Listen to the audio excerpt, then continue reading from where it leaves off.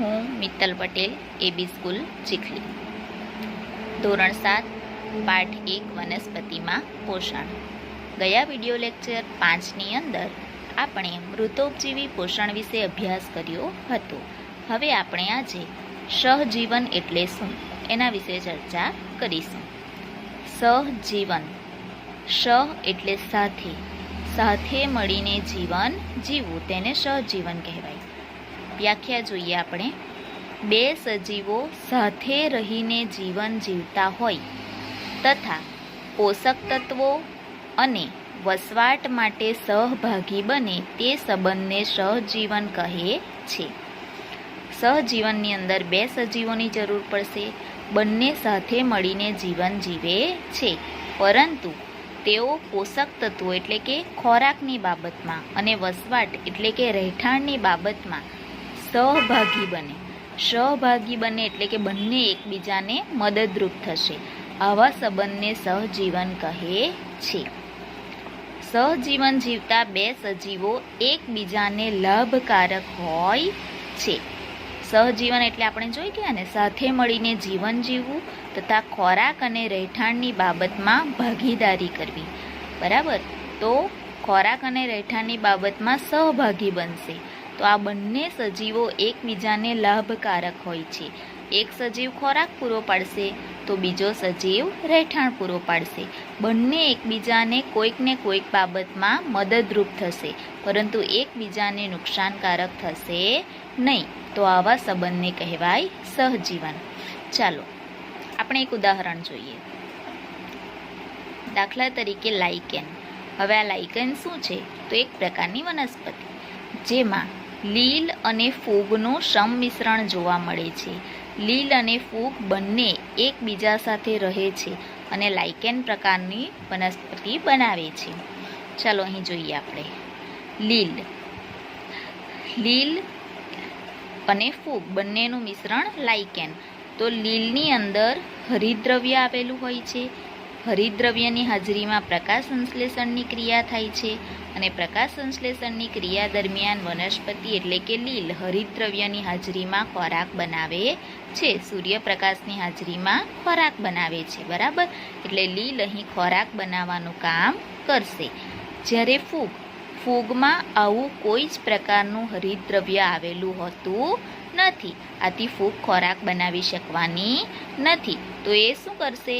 ફૂગ એ લીલને વસવાટ એટલે કે રહેઠાણ પૂરું પાડશે. વિદ્યાર્થી મિત્રો, સમજ પડી કે લીલ પોતે જે હરિતદ્રવ્યની હાજરીમાં ખોરાક બનાવશે તે ફૂગ જેવા સજીવને આપશે અને ફૂગ એના બદલામાં શું આપશે? લીલને રહેઠાણ પૂરું પાડશે. તો આ રીતે લાઇકેન એ સહજીવન પ્રકારનો સંબંધ ધરાવે છે, જે લીલ અને ફૂગનું સંમિશ્રણ જોવા મળે છે. અહીં લીલ અને ફૂગ એકબીજાને ખોરાક અને વસવાટ એટલે કે રહેઠાણ પૂરો પાડે છે, જેથી એકબીજાને ફાયદાકારક લાભકારક જ હોય છે, જેઓ એકબીજાને નુકસાન પહોંચાડતા નથી. તો અહીં લાઇકેનની અંદર તમે સહજીવન પ્રકારનો સંબંધ જોઈ શકો છો.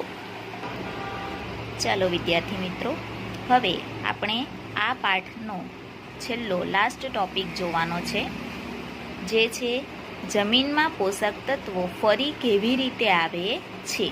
તો વિદ્યાર્થી મિત્રો, આપણે આખા ચેપ્ટરમાં ભણી ગયા કે લીલી વનસ્પતિ પોતે જમીનમાંથી પોષક તત્વો અને ખનિજ તત્વો તથા પાણીનું શોષણ કરે છે.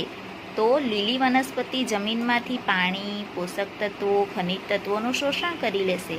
તો જમીનમાં પોષક તત્વો કેવા થઈ જવાના? ઓછા થઈ જશે. બરાબર, તો ફરી પાછા જમીનમાં પોષક તત્વો ઉમેરાવા જોઈએ, તો ફરી પાછી જમીન સમૃદ્ધ બનશે ને, તો નવો પાકનું ઉત્પાદન સારું થશે. તો આ જમીનમાં પોષક તત્વો ફરી કેવી રીતે આવે છે? ચાલો જોઈએ આપણે. લીલી વનસ્પતિ જમીનમાંથી પાણી અને ખનિજ તત્વો એટલે કે પોષક તત્વોનું શોષણ કરે છે. આથી જમીનમાં પોષક તત્વો કેવા થઈ જવાના? ઓછા. તો આ ઓછા થઈ ગયેલા પોષક તત્વો ખેડૂતો શું કરશે કે એકવાર ખેતરમાં પાક વાવશે, ત્યારબાદ બીજો પાક વાવશે ત્યારે જમીનમાં છાણિયું ખાતર અથવા તો રાસાયણિક ખાતર છાણનું બનેલું ખાતર અથવા તો રાસાયણિક ખાતર જેની અંદર નાઇટ્રોજન, પોટેશિયમ અને ફોસ્ફરસનું પ્રમાણ આવેલું હોય છે. તો આવા ખાતરને જમીનમાં ફરી ઉમેરવાથી જમીન કેવી બનશે? સમૃદ્ધ બનશે, એટલે કે જમીન સારી બનશે અને ફરી પાછા જમીનમાં પોષક તત્વો ઉમેરાશે. બરાબર. હવે જમીનની અંદર છાણિયું ખાતર અને રાસાયણિક ખાતર તો ઉમેરાય જ છે, જેથી પાકની વૃદ્ધિ સારી થવાની છે. પરંતુ પાકની વૃદ્ધિ સારી થાય, પાકના સારા વિકાસ માટે જમીનની અંદર નાઇટ્રોજનનું પ્રમાણ હોવું ખૂબ જ જરૂરી છે. એટલે કે નાઇટ્રોજનયુક્ત ખાતરની પુષ્કળ પ્રમાણમાં જરૂરિયાત ઊભી થશે. તો આ નાઇટ્રોજનયુક્ત ખાતર લણણી પછી નાઇટ્રોજનની ઉણપ સર્જાય છે. એટલે કે જમીનમાં નાઇટ્રોજનયુક્ત ખાતર હોવાનું, પરંતુ પાકને આપણે કાપી નાખશું, લણણી કરી નાખશું, તો જમીનમાં નાઇટ્રોજનની ઉણપ સર્જાય, એટલે કે નાઇટ્રોજન ઓછું થઈ જવાનું. તો ફરી પાછું આ નાઇટ્રોજન જમીનમાં કેવી રીતે ઉમેરાશે? તો આપણે જોઈએ કે આપણી આજુબાજુના વાતાવરણમાં પુષ્કળ પ્રમાણમાં નાઇટ્રોજન વાયુ આવેલો છે, પરંતુ આ નાઇટ્રોજન વાયુ જેને વનસ્પતિ સીધા સ્વરૂપમાં લઈ શકતી નથી, એટલે કે વાયુ સ્વરૂપમાં લઈ શકતી નથી. તો આ નાઇટ્રોજન વાયુને દ્રાવ્ય સ્વરૂપમાં ફેરવવું આવશ્યક છે. બરાબર. તો આપણી આજુબાજુ જેમ કાર્બન ડાયોક્સાઇડ વાયુ આવેલું છે, તો વનસ્પતિ પ્રકાશ સંશ્લેષણની ક્રિયામાં કાર્બન ડાયોક્સાઇડ વાયુને લઈ શકે, શોષણ કરી શકે. તે રીતે નાઇટ્રોજન વાયુને સીધા સ્વરૂપમાં લઈ શકતું નથી. આથી વનસ્પતિ નાઇટ્રોજન વાયુને કેવા સ્વરૂપમાં ફેરવશે? દ્રાવ્ય સ્વરૂપમાં. પણ દ્રાવ્ય સ્વરૂપમાં કેવી રીતે ફેરવશે તે આપણે જોઈએ. તો વિદ્યાર્થી મિત્રો, અહીં તમે જોઈ શકો છો કે મારી પાસે આ એક વનસ્પતિ છે. બરાબર. આ વનસ્પતિ કઠોળ વર્ગની વનસ્પતિ છે, એટલે કે કઠોળવાળી વનસ્પતિ છે. કઠોળ વર્ગની વનસ્પતિના મૂળ, બધા જ મૂળ જમીનમાં ગયેલા હોય, તો આ કઠોળ વર્ગની વનસ્પતિના મૂળ જે જમીનની અંદર હોય, તો આ મૂળના તમે મૂળનું ધ્યાનથી અવલોકન કરશો તો મૂળની અંદર તમને નાની નાની ગાંઠ જેવી રચના જોવા મળશે.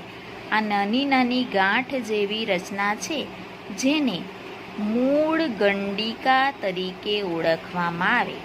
બરાબર. કઠોળ વર્ગની વનસ્પતિના મૂળમાં નાની ગાંઠ જેવી રચના જોવા મળે, જેને મૂળ ગંડિકા તરીકે ઓળખવામાં આવે છે.